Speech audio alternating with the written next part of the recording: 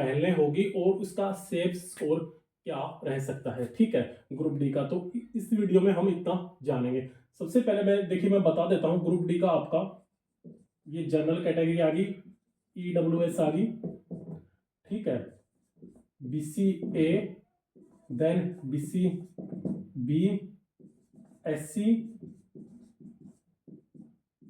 PWD और ESM. तो ये कैटेगरीज मैंने कुछ लिख दी है यहाँ पे। तो इनके बारे में बताएंगे कि आपकी ज्वाइनिंग पहले किसकी हो सकती है किसकी नहीं।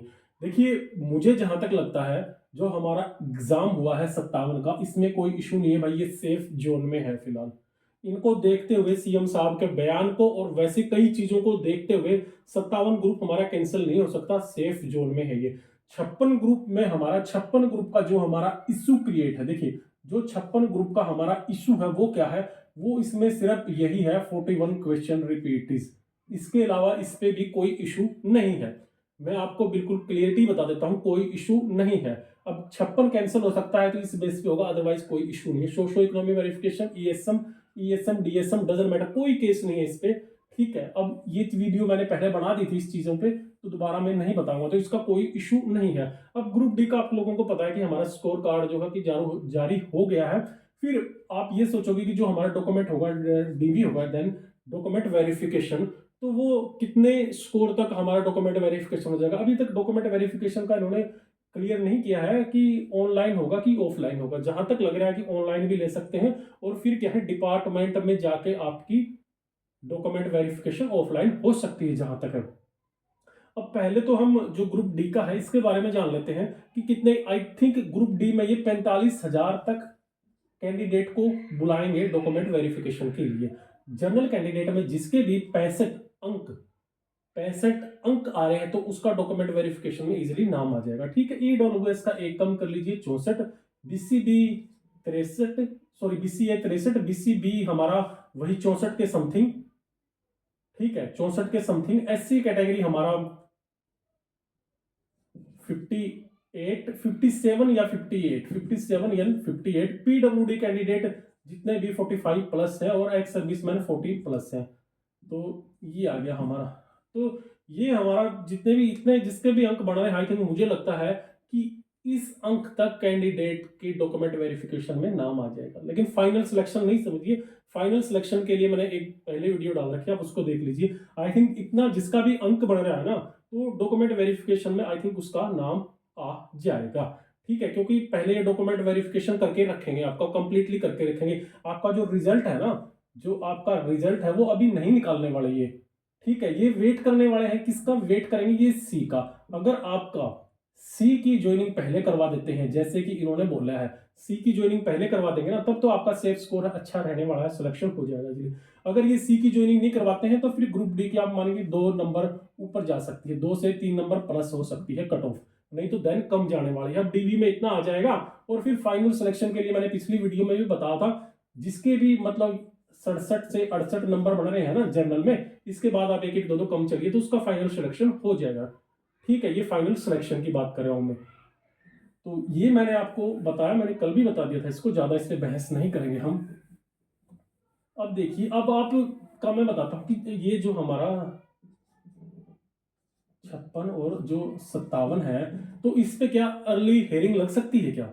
अब एक 5 नंबर वाला फंडा था, उसको भी मैं निपटा देता हूं। जो 31 जनवरी को हमारी मतलब 31 जनवरी को हमारी हेयरिंग होनी है, प्लस 5 नंबर देने चाहिए कि खत्म करने चाहिए। तो भाई ये 5 नंबर खत्म नहीं होंगे कभी भी, ये 5 नंबर मिलेंगे, ये आप छोड़ दीजिए। जिसके भी डॉक्यूमेंट में कुछ भी गलती है, छोटा मोटा जो भी है, या तो पोर्टल खुलेंगे, अभी जो हमारा ग्रुप डी का स्कोर कार्ड जारी हुआ था उसमें किसी को गलत नंबर मिले हैं किसी को नहीं, भाई या तो पोर्टल खुलेगा, किसी की कास्ट गलत है कुछ है, या फिर आप एचएसएससी ऑफिस में जाके उसको ठीक करवा लीजिए, कोई इशू नहीं है। डॉक्यूमेंट वेरिफिकेशन में भी वो ठीक हो जाएगा। ठीक है, 31 जनवरी को भाई इसका फैसला आने वाला है। ठीक है, मुझे लगता है कि 31 जनवरी को तो मतलब कंप्लीट हो जाएगा ये 5 नंबर वाला फंडा। जो 19 तारीख को हमारा केस था ना, वो भी आई थिंक मुझे लगता है इसी में मर्ज हो जाएगा। 31 जनवरी को हो जाएगा कि 5 नंबर का तो हटेंगे नहीं ये किसी भी बेस पे। 5 नंबर का आपको पता है एक एग्जाम में आप ले सकते हो, या तो आप डी में 5 ले लो या सी में वो 2.5 कुछ, तो इस तरीके से है, तो वो तो आप लोगों को पता ही है।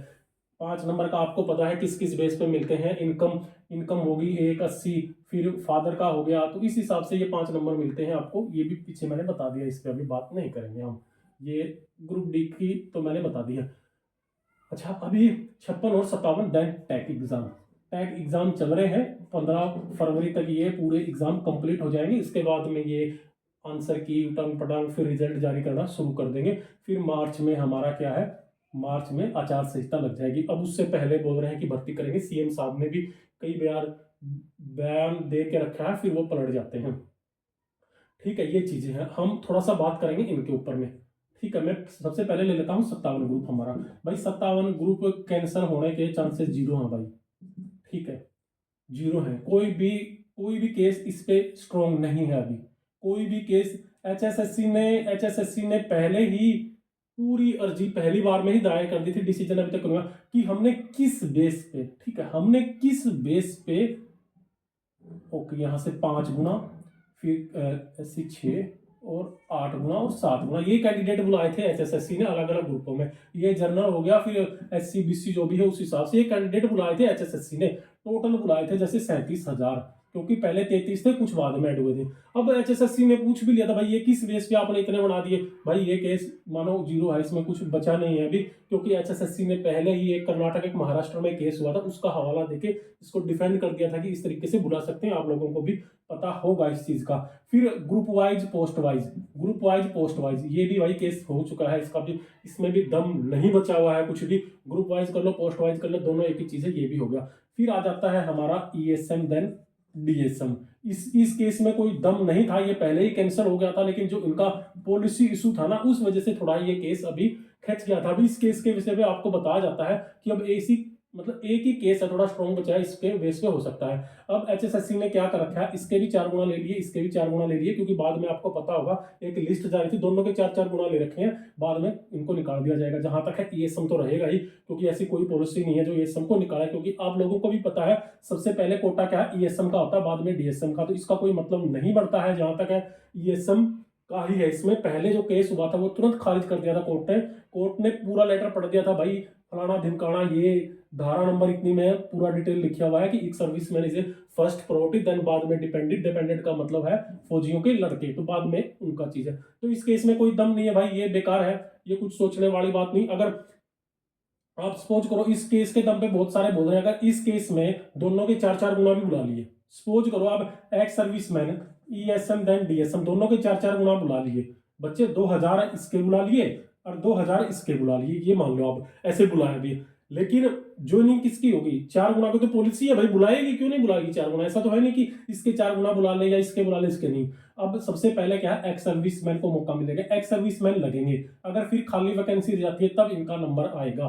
ठीक है, इस केस में कोई ऐसा नहीं है, आप लोगों को चाहे कोई भी कुछ बता दे, ये है रियलिटी। तो भाई 57 का कैंसिल होने का कोई मतलब नहीं है, आप लोगों को अच्छे से समझ में आ गया होगा। अब हम बात करते हैं 56 ग्रुप पे।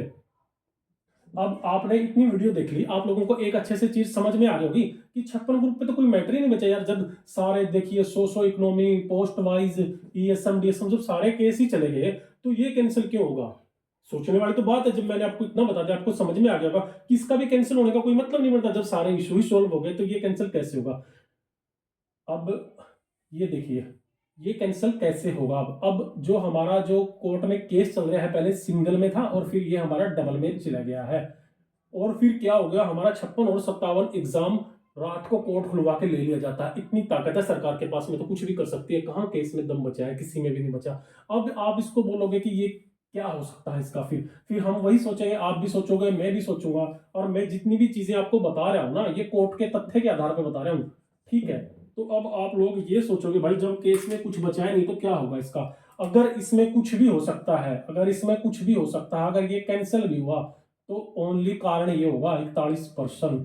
चाहे कोई माने ना माने, कोई बोलेगा कि ये तो कारण नहीं है, कैंसिल होता है तो कारण ये बनेगा, इसके अलावा कोई भी रीजन नहीं है इस पेपर को कैंसिल करने का, कोई भी रीजन नहीं बचा है। एचएसएससी के पास सब कुछ डाटा है यार। अब 7800 गलत है, 7800 गलत है तो एचएसएससी ने पहले ही बोल दिया, हम तो पहले फालतू लेके बैठे हुए हैं, कैसे गलत है, निकाल देंगे 7800 को। ठीक है, तो वही चीज है, कोई भी रीजन नहीं बचा है। और पहली चीज है, मुझे रीजन चाहे बचा हो ना बचा हो, इतना है सरकार के पास भाई, इतनी पावर है जो रात को कोर्ट खुलवा सकती है ना, वो कुछ भी कर सकती है। आपको समझ में आ गया अच्छे से। अब 56 में अगर कुछ भी इशू आता है तो 41% का आएगा। यही चीजें सीएम साहब ने कई बार बोली है कि जो रिपीट होने थे वो 57 में होने थे, गलती से 56 में हो गए। तो इशू यही है, इस बेस पे चाहे कुछ भी फैसला ले ले। और ये भी इशू तब बना है कि ये मतलब क्या है, अगले ही दिन रिपीट हो गए। अगर इनमें डिफरेंस होता ना फिर तो कुछ नहीं होता। अब सरकार ने अपने कुछ भी करे भाई, लेकिन या तो 41 नंबर सबको प्लस करके रिजल्ट निकालेगी, ठीक है, या फिर 41 माइनस करके रिजल्ट निकालो। ऐसा ही हो सकता है, दोनों यही चीजें बची हैं अगर रिजल्ट आता है। या फिर कैंसिल होगा, यही चीजें हैं, या फिर कैंसिल। 56 पे बोल सकता हूं मैं, बाकी 57 पे नहीं लगता। और जहां तक है, सरकार इसको भी बचाने की पूरी कोशिश कर रही है, मतलब सरकार ने पूरा जोर लगा दिया 100%। तभी एक चीज बताओ यार, अगर ये कैंसिल करना होता तो सरकार बहुत पहले कर देती। और सीएम साहब बार बार क्यों बयान दे रहे हैं कि मैं मार्च तक तो ज्वाइनिंग करवा दूंगा, तो कुछ तो सोचा होगा। अगर इसको कैंसिल करके इतना जल्दी ये एग्जाम नहीं हो सकता, कब रिजल्ट निकालेंगे, कब क्या करेंगे। अगर 56-57 तो पूरी चीजों को देखते हुए लगता है, देखिए आपकी क्या राय है वो आप देख लीजिए, लेकिन पूरी चीजों को देखते हुए ऐसा लगता है भाई कैंसिल होना 57 तो देखो होगा ही नहीं, लगता ही नहीं है, 0%। इसके चांसेस है भाई 50-50 है, इसके भी 50-50 है। अब ये होगा नहीं होगा वो भी सरकार पर डिपेंड। अब ये चीजें मैंने आपको बता दी। 41% वाला मैन है भाई, बाकी इसके अलावा कुछ नहीं है। यूट्यूबर आपको कुछ भी बोले, कितना भी भड़काएं, उनका काम है भड़काना, उनका काम है व्यू इकट्ठा करना। मुझे ना तो सब्सक्राइबर चाहिए ना व्यू चाहिए, मेरे को कोई मतलब नहीं किसी चीज से, खक नहीं। बस मुझे ये चीजें जो आपको बतानी है ना, मैं डेली वीडियो बनाता हूँ, तो ये चीजें मैंने आपको बतानी थी, आपको अच्छे से समझ में आ गई होगी, ठीक है। भाई 56 जो हमारा ग्रुप है ना, उसका मेन मुद्दा खींचेगा 41% पे, बाकी कुछ नहीं है, इस पे कुछ नहीं है। सरकार चाहेगी, अब सरकार चाहेगी सबको खुश दे दी कर दिया जाए।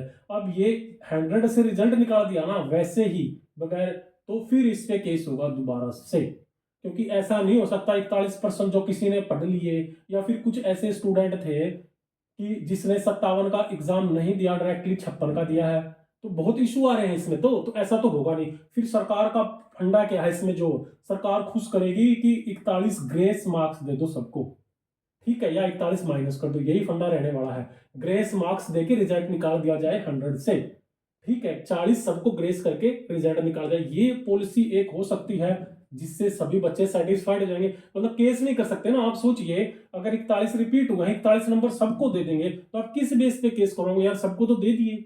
हाँ, केस आप तब कर सकते हो जब 41 किसी को ना दे, एज इट इज रिजल्ट निकाले ना, तब इशू है भाई। तब तो इशू होगा, सबको इशू होगा, फिर तो एक एक नंबर पे कंपटीशन होगा, इशू तो होगा ही। जिसने पहले दिन पढ़ लिया है या जो कोई अलग से स्टूडेंट थे तो उनका तो सिलेक्शन है, इतनी पोस्ट है, तब केस हो सकता। हाँ, 41 सबको दे दिए या माइनस कर दिया, तब इसमें कुछ बचा नहीं है। और सरकार कुछ इस तरीके से ही चाल चलेगी। तो मुझे इतना ही बोलना है, ज्यादा आप बहकावे में मत आइए। कुछ चीजें मैं बोलूंगा आपको, कुछ हमारा जो जींद आंदोलन हुआ था ना, जींद में जो आंदोलन था उसका भी भाई असर है इन पे, ठीक है। और जो राहुल है अच्छी कोशिश कर रहा है, मैं नहीं बोलूंगा उसको गलत बंदा है, वो अपनी तरफ से कोशिश कर रहा है यार, केस किया उन्होंने, कुछ भी किया बनता था थोड़े बहुत, तो आप सोचोगे तो पॉइंट उसके जेन्युइन भी है। ऐसे नहीं है कि सबकी सब गलत है, कि भर्ती रोकना चाहता है, ये रोकना चाहता है, ऐसा कुछ नहीं है। भर्ती रोकना चाहती है सरकार। सरकार की जब भी मनसा होगी ना, आपने कहीं भी, सरकार की जब मनसा होगी तब वो भर्ती करेगी, नहीं तो नहीं करेगी। सरकार ने पहले से बोल दिया था, जो हमारी पुलिस की भर्ती हुई थी 2 साल से केस चल रहा था, सरकार ने पहले बोल दिया था कि हम मार्च में इसकी ज्वाइनिंग करवा देंगे। 1 साल पहले बोला था, ये चीजें बोली भी थी मैंने आपको। सरकार ने मार्च में खटक से आती कोर्ट से केस भी हटा दिया और ज्वाइनिंग करवा दी उनकी। सरकार ने जो सोच रखा है ना, वो उसी टाइम पे ज्वाइनिंग करवाई भाई, कुछ कर लो आप। अगर सरकार ने ये सोचा होगा हम 31 मार्च से पहले 56-57 की ज्वाइनिंग करवा दें, तो करवा दें। उसने पहले से प्लान बना रखी है भाई, आप कहाँ घूम रहे ये किसी के हिसाब से नहीं। जब कोर्ट है ना, जो फ्रीडम संस्था है, फ्रीडम संस्था है, मैं मानूंगा कोर्ट,